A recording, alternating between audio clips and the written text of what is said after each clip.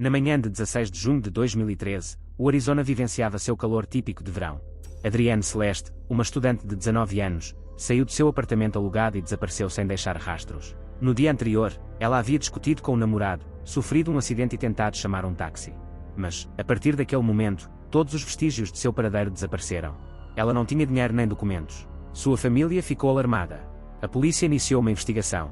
Voluntários se juntaram às buscas. No entanto, semana após semana, não houve resultados, e somente um devastador furacão de verão revelou acidentalmente o que havia permanecido oculto por tanto tempo. Mas mesmo essa descoberta não trouxe respostas, apenas aumentou o mistério. Adrienne Celeste Salis nasceu em 5 de novembro de 1993, em Phoenix, Arizona. Ela era a primogênita de Rick e Pauline Salinos. 2 anos depois, o casal teve um filho, a quem deram o nome de Nathaniel. A família levava uma vida normal até que Pauline foi diagnosticada com uma doença grave. Após vários anos de tratamento e uma luta contra a doença, ela faleceu. Na época, Adrienne tinha 5 anos e seu irmão, 3. Após a morte da esposa, Rick ficou sozinho com 2 crianças pequenas. Ele continuou trabalhando enquanto cuidava delas. Sua tarefa não era apenas sustentar a família financeiramente, mas também dar atenção às crianças para que não sentissem falta dos pais. Todas as responsabilidades domésticas e educacionais recaíram sobre ele. Rick trabalhava para uma empresa local e, simultaneamente, era treinador na escola dos filhos. Isso lhe permitia ganhar mais dinheiro e passar mais tempo com eles. Ele treinava o time de futebol da escola do filho e dava aulas de vôlei para Adrienne. O pai e os filhos eram muito próximos. Conversavam com ele sobre qualquer assunto, compartilhavam suas preocupações e pediam conselhos. Ele era o confidente mais confiável deles. Desde cedo, Adrienne demonstrou uma natureza amigável e sociável.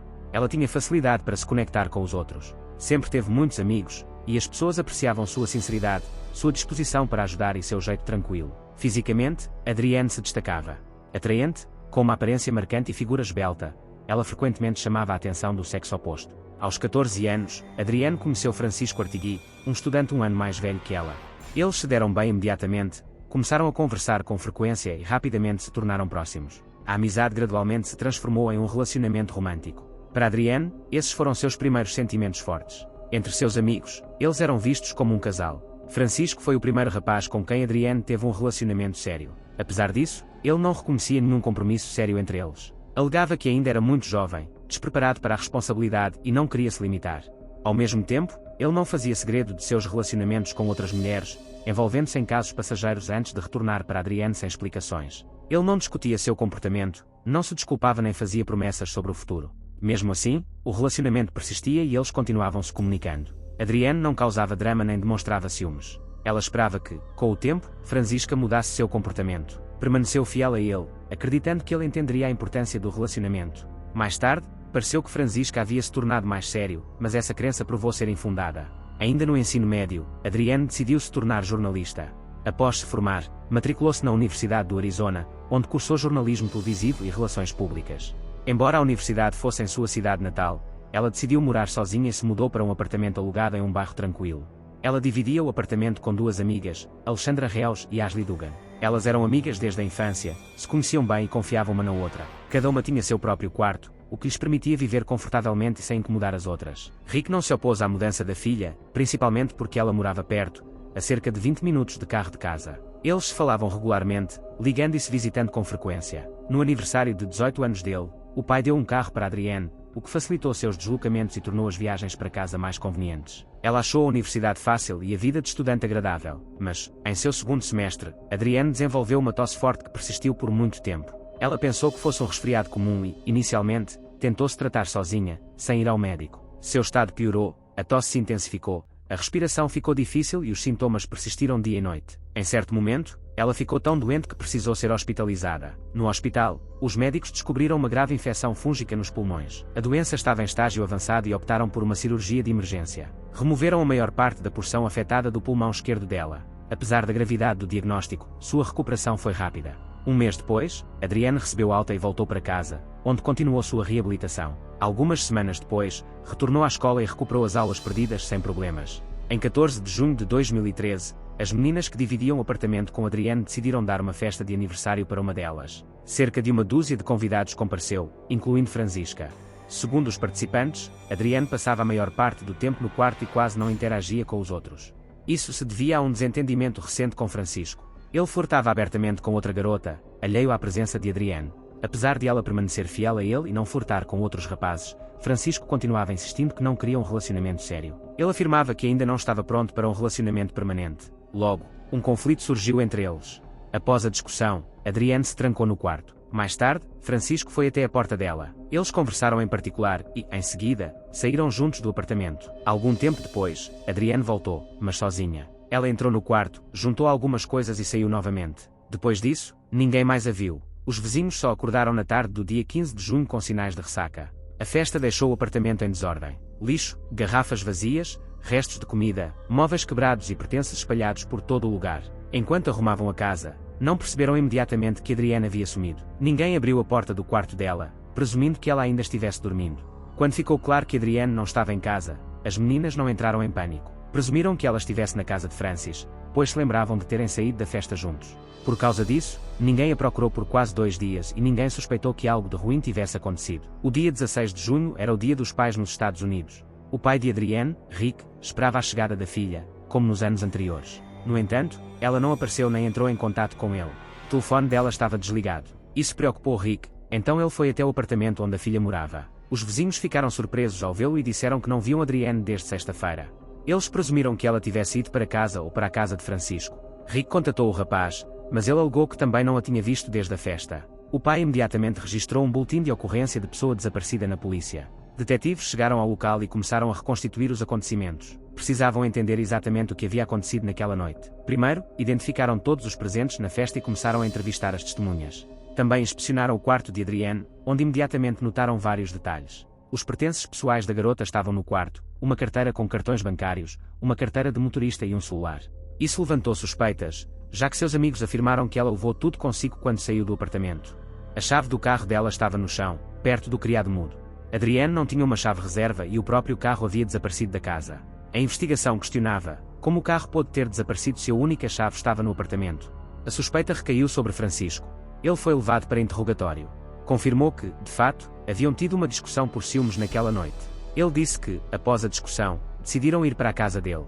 Mas a discussão continuou quando entraram no carro. Em certo momento, Adrienne pediu para o carro parar e saiu. Francisco obedeceu e foi embora, deixando-a sozinha. Por volta das 3 horas da manhã, Adrienne voltou para o apartamento. A festa ainda estava rolando, mas a maioria dos convidados estava muito bêbada e ninguém notou sua chegada. Nessa hora, ela começou a ligar para Francisco com frequência. Cerca de 10 ligações foram gravadas, mas ele não atendeu. Mais tarde, ele explicou que tinha ido dormir e silenciado o celular. A garota também mandou uma mensagem para ele: "Chego aí em breve." Depois disso, ela pegou algumas coisas e aparentemente foi até o carro. No entanto, cerca de 1 hora depois, ela voltou, deixou as chaves do carro, o celular e a carteira no apartamento, trocou de roupa e saiu novamente. Desta vez, para sempre. Como se descobriu mais tarde, ela desapareceu. A polícia acessou os registros de trânsito daquela noite. Por volta das 4 horas da manhã, os serviços de emergência receberam uma ligação de uma testemunha relatando um acidente. Ele viu um Chevrolet prata perder o controle, bater em um meio-fio e sofrer danos graves. Os pneus dianteiros estavam furados e o para-choque arrancado, e então o motorista fugiu abruptamente do local. A testemunha quis ir ajudar, mas o motorista fugiu. Ele se lembrou da placa do carro e informou à central de emergência. Mais tarde, descobriu-se que era o carro de Adrienne. Quando a busca oficial começou, Francisca e o pai da garota começaram a procurar nas ruas próximas. Eles encontraram o carro em um beco não muito longe do apartamento. O carro estava danificado. Os pneus dianteiros estavam furados. O para-choque estava quase arrancado. Tudo correspondia à descrição da cena do acidente. Peritos forenses chegaram imediatamente para examinar o carro e registrar quaisquer vestígios que pudessem auxiliar na investigação. No entanto, não foram encontrados sangue, sinais de luta ou impressões digitais dentro do veículo. O carro estava trancado e equipado com um sistema de alarme. Com base em todas as evidências coltadas, a investigação conseguiu reconstruir uma provável sequência de eventos.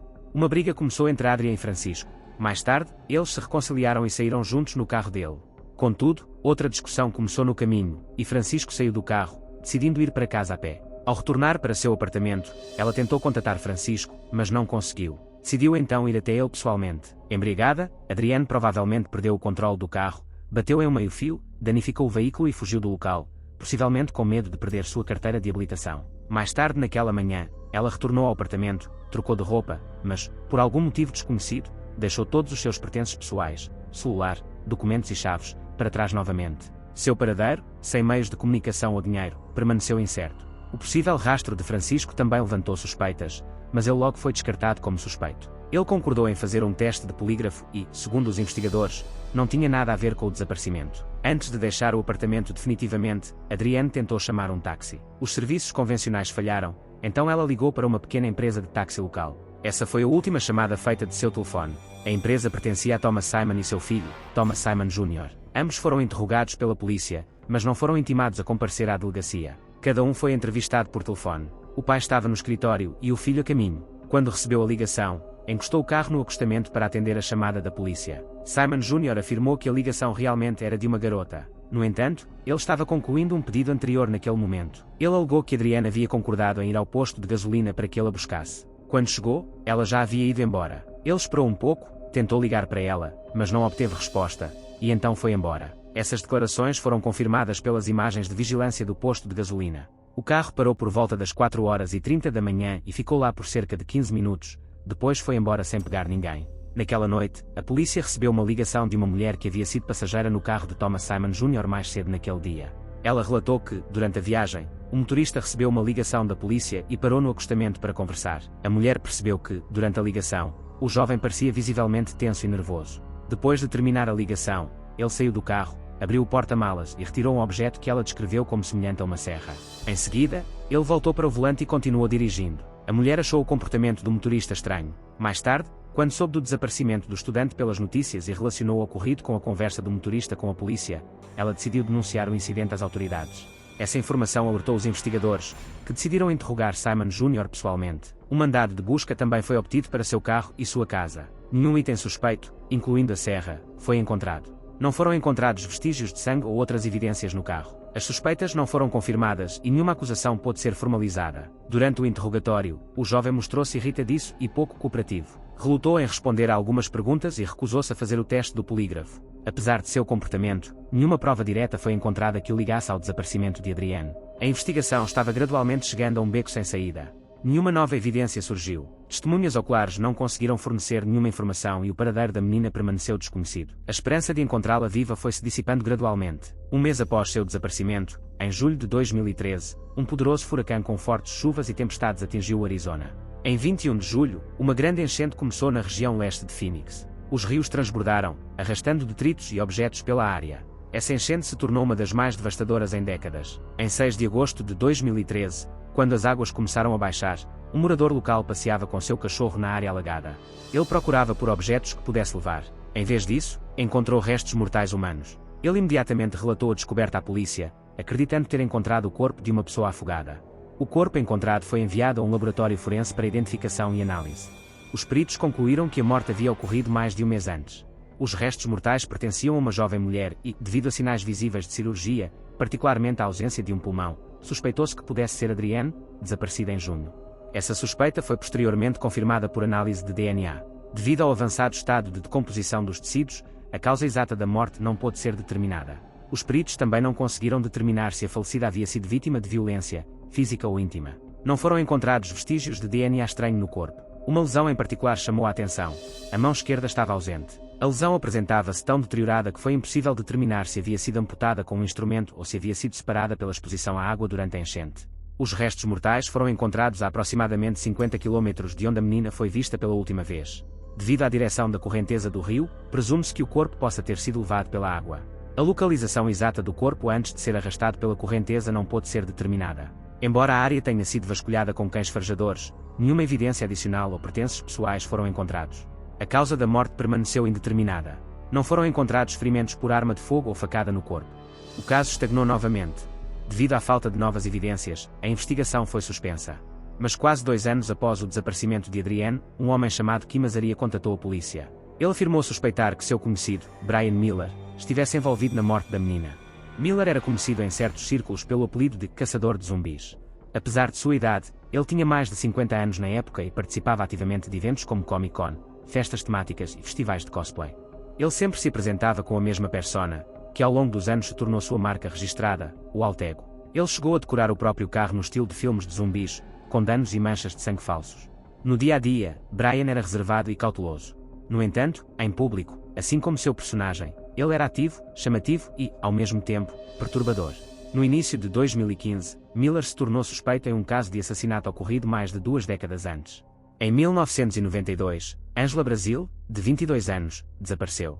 Seu corpo foi encontrado posteriormente em um canal com sinais de violência e amputação de uma mão e um pé. Em 1993, Melinda Lewis, de 17 anos, desapareceu. Ela também foi encontrada morta perto do rio. Seu corpo apresentava sinais de violência e alguns restos mortais estavam faltando. O assassino nunca foi identificado. Embora amostras biológicas tenham sido coletadas dos corpos das vítimas, nenhuma correspondência foi encontrada no banco de dados de DNA. Somente anos depois, com os avanços da tecnologia, foi determinado que ambos os crimes foram cometidos pela mesma pessoa.